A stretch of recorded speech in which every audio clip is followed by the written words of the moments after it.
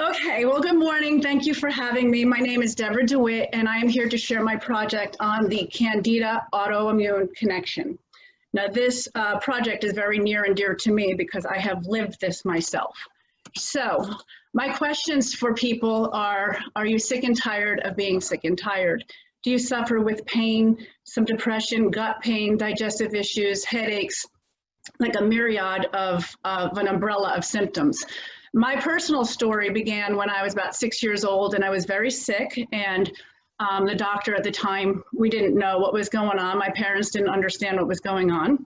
So the doctor at the time suggested to quarantine me.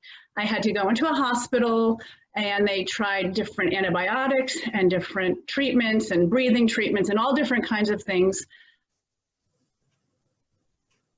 And after weeks, nothing worked, but I did come home, and I knew at that point in time, even as a young person, that something wasn't right from that point on.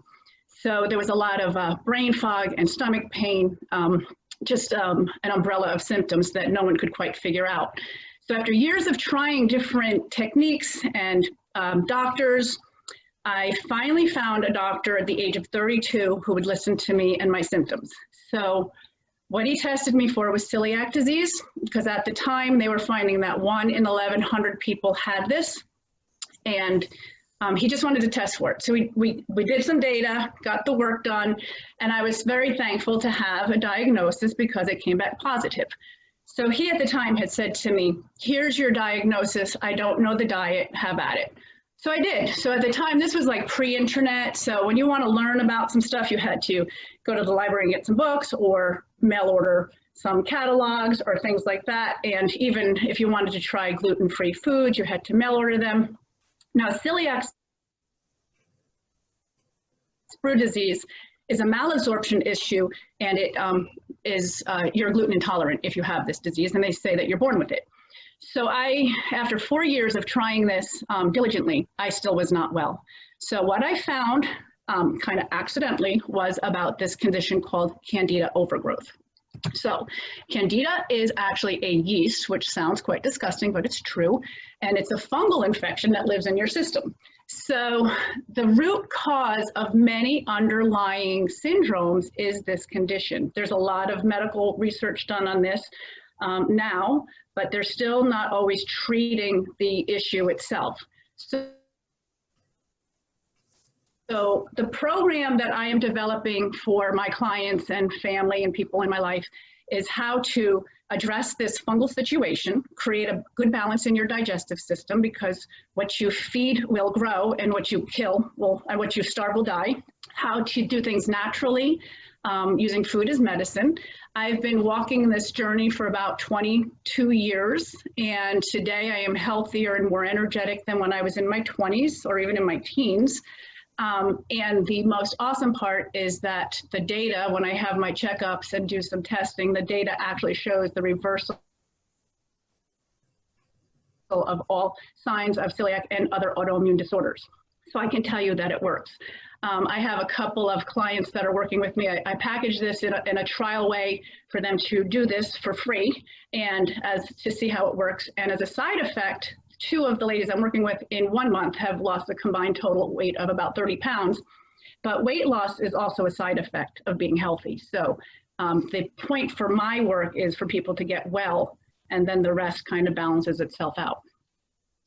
So what we learned through this project is the elimination diet. What you feed grows. So if you want to starve some things that are living in your system, you need to starve it. So not feeding it, because the yeast actually is like a plant and animal property. So it grows these little roots in your system. Your digestive system becomes porous. Things float through your digestive system into like your bloodstream, and that's why people feel so terrible. And this can lead to brain fog, bloating, headaches, skin issues. It's a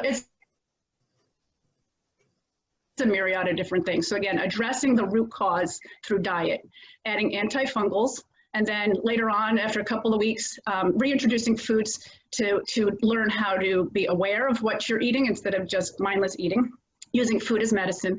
A reassessment is like if something's not right, you can rotate and you can kind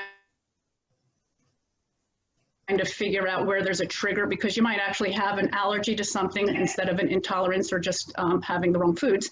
And then a maintenance program is lifestyle. That's what I do now, and that's what I'll stay on, because there's no way that I want to return to that sick loop that I was in. I am optimal and very well right now. So my next steps, I have written a quick read, which is a 50-page booklet for clients, because I know it's overwhelming, and I would like to simplify things. This is a precursor to an actual book. I tried starting the actual book, but I myself was overwhelmed, so I started with this. It still needs to be copyrighted, but that's the start. And a community Facebook page called Revive Healing Journey, because when you know, food is social, it's emotional, and when you start making these changes, you need support with other people that are walking the same walk with you. So that is what I'm working on. Thank you, and I'm ready for your questions. Awesome, great job, Deborah.